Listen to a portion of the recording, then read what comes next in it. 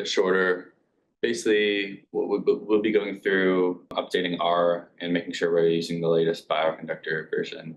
So we'll do that like on a locally with RStudio, and then also I'll be doing it on the cluster and describe kind of like things to think about during that process. So let me share my screen. So I guess we'll start with doing things locally. So I mean, normally I'll just sort of Google RStudio and get it from Posit. So I already have RStudio installed, but it has the link for like pulling the latest R version from CRAN, which I haven't done yet. So I'm going to click on this. So I'm on a Mac currently, so I'm just going to click here. It looks like 4.5.0 is most recent. So I'll go ahead and install that. Okay, so in this case, I'm just going to go through this installation process because I do want this to be the default version of R used. So I'll basically be hitting continue through most of this.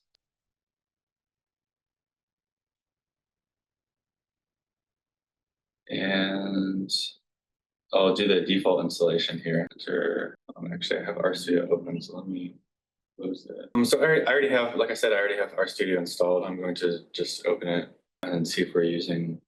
So basically, if you just do the default installation, it's pretty straightforward. We can get into more complicated scenarios, but like I can verify that up here in the top left corner in the console, we see that we are using 4.5.0. So if you do the standard installation, it will find the latest version. So for Mac, I mean, I haven't done this personally, so I won't go into it very much, but for Mac, there is a utility called like R switch. And so if you want to have multiple versions of R accessible at any time, you can use that utility. There aren't too many scenarios where I need to have multiple versions installed. So I tend to just install do what I just showed you guys and just sort of overwrite the default R version with the latest. So yeah, and then so there shouldn't be any packages installed. So if maybe make this a little bit bigger, no packages are installed. So I'm going to have to do the Bioconductor related stuff. I'm going to have to install BioCD Manager. And then I can check the version in 3.21. We'll go to, that should be the release version. And to verify that, we can just go to Bioconductor's website, which I have open. So if we go to, actually, we can see over here, I don't know why it's clipped right now. Maybe 3.121 is the release.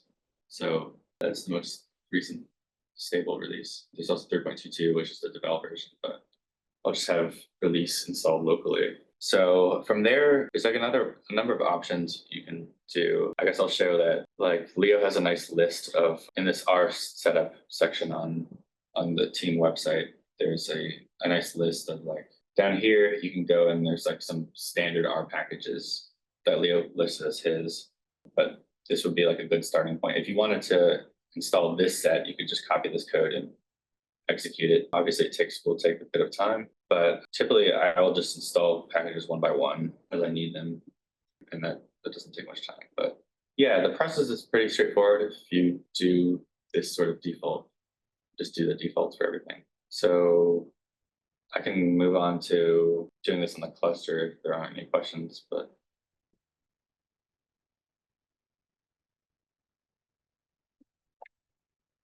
Yeah, so I'm going to do this. I mean, obviously I could be using RStudio on the cluster as well. I'm already logged into the cluster using the VS Code app, but from here, I'm just going to open up a terminal. So I'm completing it right now, and we can see which versions of R are available. So we tend to use the conduct modules. So sorry, not module load, I was going to do module avail. So, I mean, the latest release version essentially would be this conduct 4.4.x, but we can also use the devel version of conduct with the latest R and Bioconductor. So I'm going to just do that. I'm going to load R devel, and then I can do R version to show that we in a very recent, like this is May 9th, which is today, right? Yeah, so we have a very recent version of R, and if I open up R, there's already going to be some packages installed, as the Casper, who maintains the module, has some default packages installed. So there should be BioC Manager like we did before version. And again, we're using, actually this should be, I thought this would be a 3.22, but in any case, this is the latest release version of BioC Manager. And we can still go through the process of like updating this. So this is a problem. As far as I know, this is an open problem still, but you can see that there's a bunch of packages that are already installed on my user account. So just go briefly through that. If I do .lib paths here, it shows like the order in which like for the directories used for R package installation. So the top priority would be my local under my home directory. So it's gonna look there first for R packages, and only if they're not present there, it'll keep going down this list of the ones that are in the conda R module. So what I've found, and I'm pretty sure this is an open issue, is that because we use the word devel to refer to multiple things, basically the definition of devel changes over time as it gets more recent. And I found that there can be conflicts with older packages that are installed under your home directory. As far as I know, it's still open. And I tend to just basically delete this directory and reinstall, maybe a bit of an extreme solution, but I delete the whole thing and reinstall whenever there's a new, basically the devel version changes. So like if we just go to another terminal, look under here, yeah, I have a bunch of packages that are from an older version of R, which can cause compatibility issues. So I tend to, like I said, I just tend to remove these before trying to get set up by the new version of R. I think this typically takes a while, but if that's maybe, okay, thought this would take longer, but. So actually, I probably should have not done this while I have R open, but from here, I guess it's the same process really as locally. You can use that script from Leo to install his set of R packages. Or another thing you can do here actually is if you want, if there's like a set of packages that have been good for you under a different version of conda R. So let's say I've been using conda R 4.4.x a lot.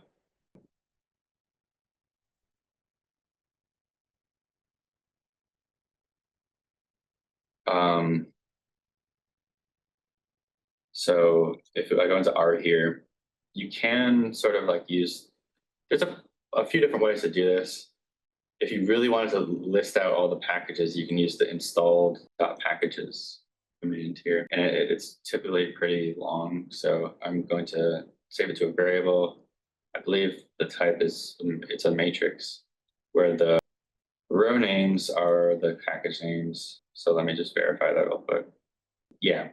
So here's some package names. So if you wanted, this isn't like a perfect solution, but you can, actually, I think it should work other than for GitHub packages.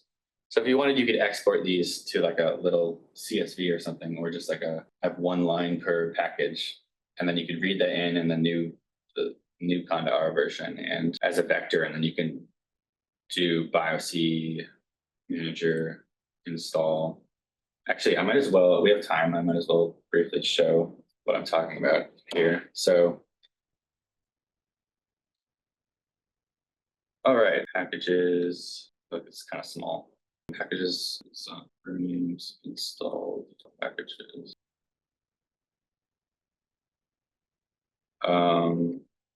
And so I could just write this to like a temporary file.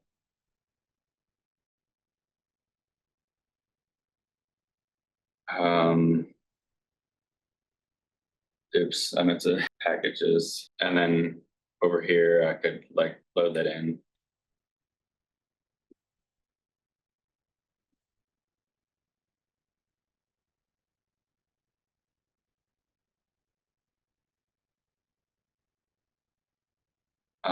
And then I could do, so BioC Manager should be one of the default. Let me just verify real quick that I didn't delete that on the user end, which it should be one of the ones in the, yeah, so we still have BioC Manager. So, I mean, I'll just start this process. It's going to take too long to actually go through, and there's no reason for everybody to wait, but I would just kind of do this sort of thing.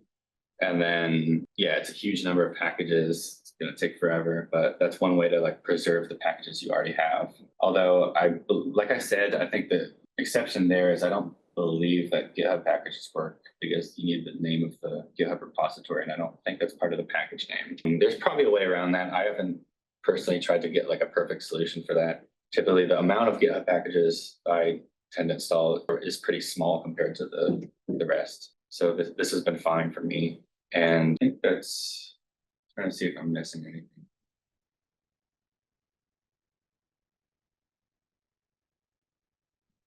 I guess does anyone have any questions so far about this process? Yeah, so we did local, we did cluster with version of conduct. And Nick, Yeah.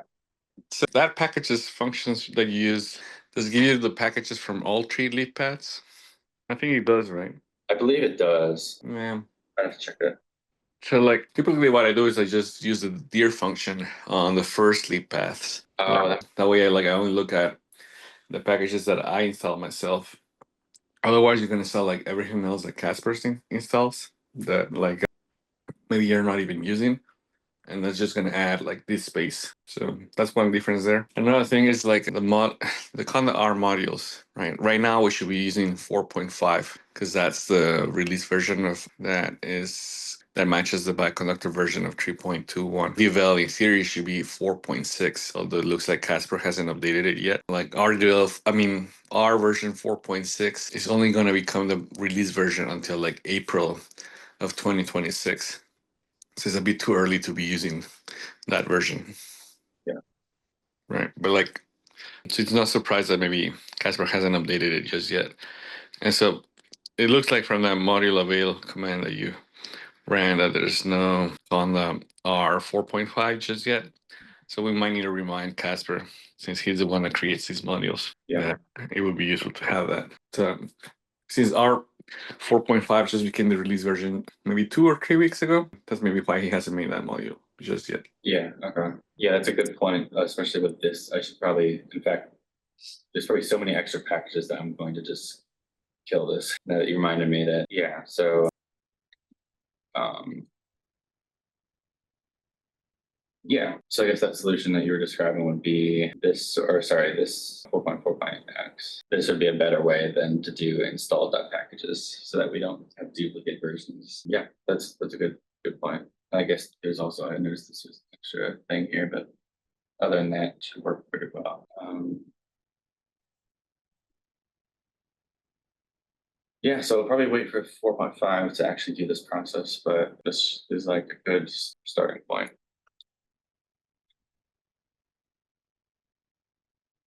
Yeah, that's all I had in mind. I mean, I guess I do still need to explore our switch a bit for having multiple versions installed locally, but I didn't feel ready to present that because I haven't done it myself. Yeah. Thank you, Nick. Cool. So that's it. Unless anyone has any more questions for Nick. Cool. All good. Thanks, Nick.